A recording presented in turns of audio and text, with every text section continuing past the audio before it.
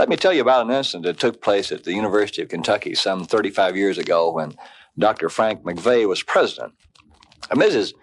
McVeigh, Miss Frances as she was known on the campus, dearly loved to host parties and dinners, especially when important visitors came to the campus.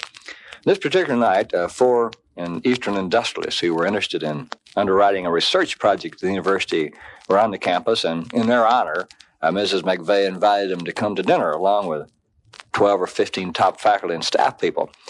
Asking a friend what she should serve to go along with the prime filet steak that she planned to give them that night, the friend told her that, well, the best thing that goes with filet are wild mushrooms. Well, I don't know, Mrs. McVeigh said. I've always heard that you can confuse the wild mushrooms with toadstools.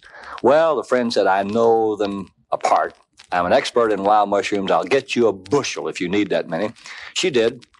Brought them to Maxwell Place, the university's president's home, and Mrs. McVeigh, while trusting a friend, decided to run a little test. So they prepared some of the mushrooms early, and they fed them to Old Boy, the McVeigh family dog, and when Old Boy didn't show any ill effects, she felt it would be safe to feed them to her guests.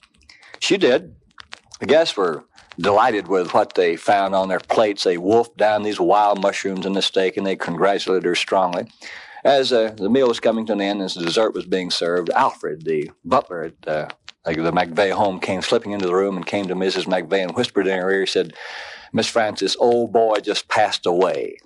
Ms. McVeigh rushed out of the room, excused herself, went to the telephone, and quickly phoned the university doctor, explained to him, I have guests in the house. I've fed them wild mushrooms, but maybe it was toadstools because we fed some to Old Boy and Boy just passed away. What should I do? The doctor said, don't let any of the guests leave. Keep them there. He said, I'll be right over as quickly as I can with stomach pumps and other doctors, and we'll try to save their lives.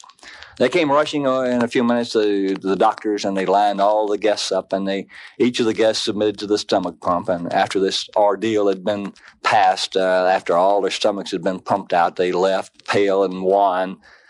After the last of the guests had departed, Alfred, the butler, had another announcement to make to Mrs. McVeigh.